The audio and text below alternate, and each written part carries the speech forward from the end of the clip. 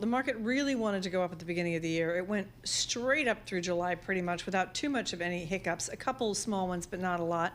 And then you had the data start to really turn around. And I think that the ISM number started it. And I think that that manufacturing data was not just weaker than expected, not just sub 50, but something like 46. And I think that that was at the beginning. The jobs number cemented it. And I think that you also have a lot of global tensions that are happening, and you have a lot of levered trades in the market that are starting to unwind. The BOJ didn't help, and I think that had the Fed cut last week, you probably would have had less of an amplitude of problems, but the direction would still have been down. Funnily enough, some are saying that if the Fed does an emergency cut, that's going to exacerbate the yen carry trade unwind, which is going to make things even worse, say, for the equity market. Sarah, what do I do today? I think today is a lot of watching. I think that today is one of those days where you have to see, okay, do we settle in here someplace, or does this just continue to be a problem? And again, I think a lot of this is technical, and I would agree that the concern of the Fed doing an emergency cut or stepping in too hard is now going to then worry people even further in a way that that isn't necessarily going to be helpful. These markets now need to stabilize, but again, you have a lot of very levered trades. You have a lot of carry trades on the yen that were sell yen by technology. You're unwinding some of that. It's hard to understand when those technical trades stop, and I think that that's part of the issue, and maybe some better data on ISM services can help, but I don't think it solves the issue, because right now it's no longer about the fundamentals. It started with fundamentals, and then it started to unwind. I mean, you know, the futures continue to deteriorate here, with the S&P off 3.2%, the NASDAQ off 4.7% here. So it feels like a little bit of a kind of a frenzied mood in the market here today in terms of some of the selling pressure here, which begs the question, if you're the Federal Reserve, what do you do? Well, I guess, again, this becomes a question of, am I going to have a Fed put that jumps in immediately just because the market is down 5 or 6% in a couple of days? Now, that's a big move, and we've seen some big moves before, and they have ended up being worse, but I would argue that the underneath fundamentals are not as bad as you saw in some of the other issues. In 2001, you had different issues. In 2007, you had different issues.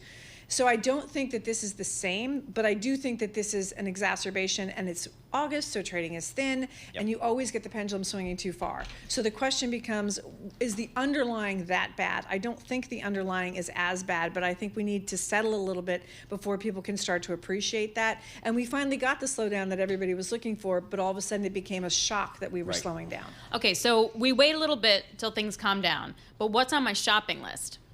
I think on your shopping list, a lot of the technology that people were afraid to buy because the valuations were so high all of a sudden starts to look more attractive. Is this just like Mag 7 kind of thing? It's Mag 7, but it's also the related, a lot of the companies that are related to that infrastructure, because I think that we are going to continue to see that infrastructure build, and I think that the companies that can afford to pay for it are the large mega cap hyperscalers, and they're going to keep paying for that. They're going to keep putting that capacity in, regardless of whether or not someone like Elliott thinks that it's overhyped, because we still don't know exactly what's going to happen with the AI trade and where things are going to go, but we know that people want that capacity, so they're going to keep building that. And there's real earnings still. It's not like earnings have collapsed. They just weren't as fantastic as they had been in the first quarter. And I think that that's also just added to the problems that we're seeing right now. So, I mean, I was off on Friday, as is wont to happen in the summer. Thursday, leaving the studio here midday, everything was fine. Soft landing, giving the Fed a pat on the back. Boy, September seems like a fine time to cut rates. But did things really change because the jobless claims came in a little bit light?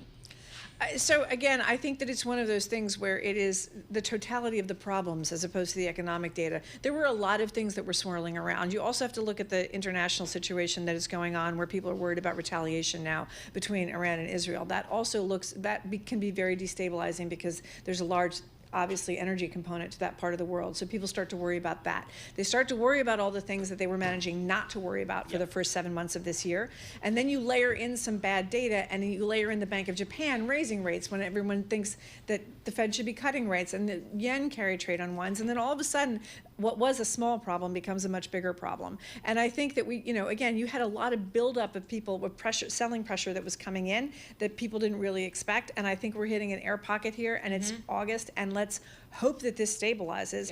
But the backdrop isn't terrible. The valuations were probably too stretched for what was a slowdown in the economic picture.